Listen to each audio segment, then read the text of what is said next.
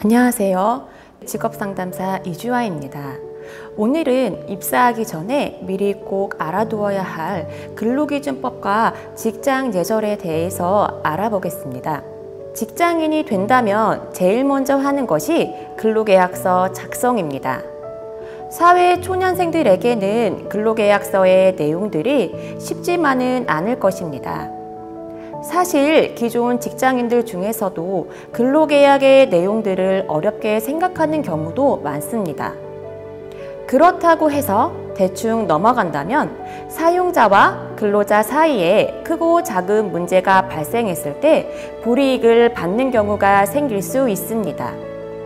이런 경우를 방지하기 위해서 근로계약서를 작성할 때 체크해 두어야 할 사항들이 있습니다. 첫째, 임금의 구성과 지급에 관련한 것입니다. 얼마를 줄 것인지에 대한 임금 수준으로 최저임금은 잘 지켜졌는지, 임금의 계산 및 지불 방법에 따른 임금 형태로 고정급제, 시급제, 연봉제 등 어떠한 형태로 지급되는지 알아야 합니다. 근로기준법 개정에 따라 21년 11월 19일부터 근로자에게 임금을 지급할 때 임금 명세서를 교부해야 하니 참고하시길 바랍니다. 둘째, 법정 근로시간입니다. 만 18세 이상의 성인 근로자의 경우 1일 8시간, 일주 40시간이므로 잘 지켜졌는지 확인합니다. 이를 초과하는 경우는 근로한 시간에 대하여 가산수당을 지급해야 하며, 연장 근로는 당사자 간 합의하면 일주 12시간 한도에서 연장할 수 있습니다. 셋째, 근로자가 자유롭게 이용할 수 있는 휴게 시간에 대한 것입니다. 4시간 근무 시 30분 이상, 8시간 근무 시 1시간 이상의 휴게 시간을 근로시간 도중에 주어야 합니다. 넷째, 연차 유급휴가입니다. 근로기준법 제60조에 따르면 사용자는 1년간 80% 이상 출근한 근로자에게 15일의 유급휴가를 주어야 합니다. 다섯째, 수습기간입니다. 수습기간에는 최저임금의 90%를 지급할 수 있습니다. 하지만 이를 적용하기 위해서는 최소 1년 이상의 기간을 정하여 근로계약을 체결하고 수습 중에 있는 근로자로서 수습을 시작한 날부터 3개월 이내인 사람만이 가능합니다. 그 외 근무 장소, 담당 업무는 제대로 표기되었는지, 4대 보험 적용 여부, 퇴직급 지급 여부 등에 대해서 확인해야 합니다. 근로계약서를 간혹 구두로 하는 경우도 있습니다. 하지만 추후 문제가 있을 때 근거 자료가 부족하여 어려운 상황에 처할 수 있습니다. 서류라는 중요한 근거 자료가 있어야 하기 때문에 노동 조건이 적힌 근로계약서를 꼭 작성하여 본인이 한 부, 사업주가 한 부 나눠 가져야 합니다. 그리고 근로기준법에 대해 더 알아야 할 사항으로 직장 내 괴롭힘이 있습니다. 요즘 직장 내 괴롭힘으로 힘들어하다 끝내 피해자임에도 불구하고 퇴사를 하게 되는 경우들이 많이 있습니다. 이런 문제를 해결하고자 2019년 7월부터 직장 내 괴롭힘이 발생하면 사용자가 이에 대한 조치를 취하도록 강제하고 있습니다.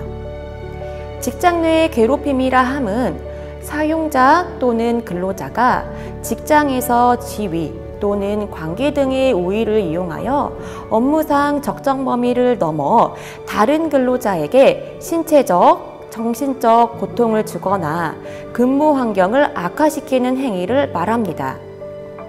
이런 일이 있는 경우 회사는 즉시 이에 대해 조사하고 피해자의 희망에 따라 근무 장소를 변경하거나 유급휴가를 명하는 등 적절한 조치를 취하도록 해야 합니다.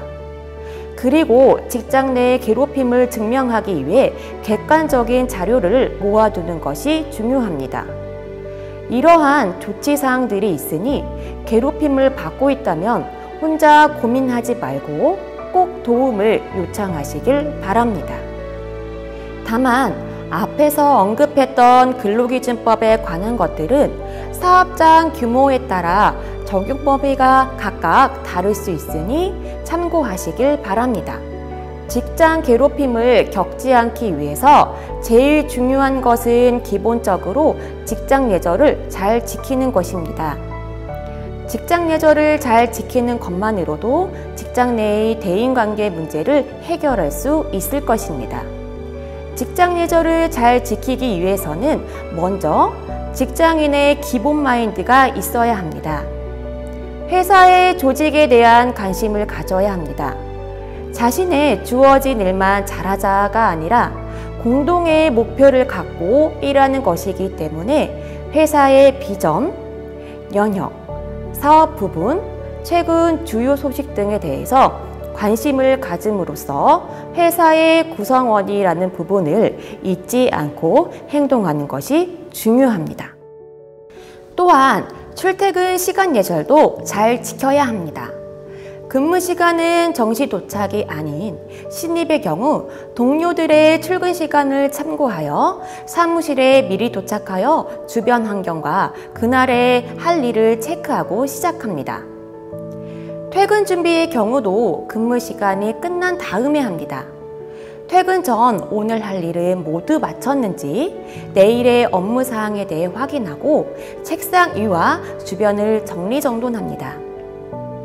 일 때문에 자신보다 늦게 퇴근하는 직원이 있다면 먼저 실례하겠습니다 등의 인사말을 건네는 것도 좋습니다.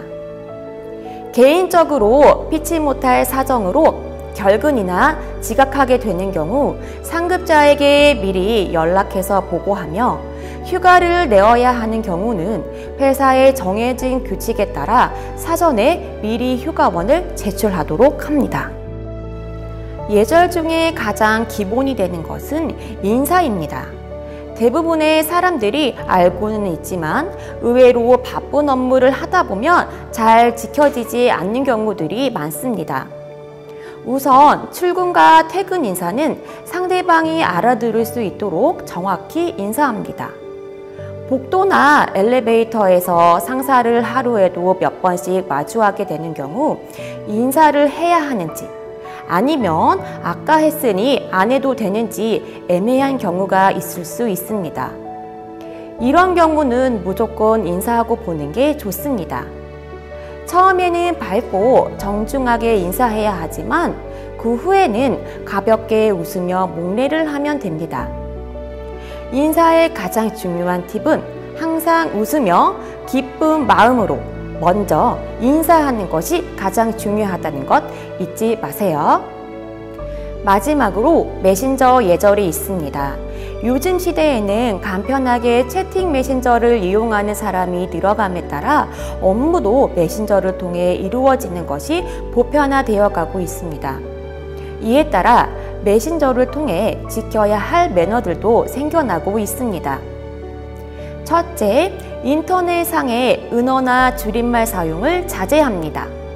글로 업무 내용을 전달하게 되면 상대방에 따라 받아들여지는 부분이 다를 수 있습니다. 그렇기 때문에 업무 내용을 전달하는데 방해가 될 수 있으므로 정확한 단어를 사용하여 전달합니다. 둘째, 전달 내용을 분명하게 정리하여 전달합니다.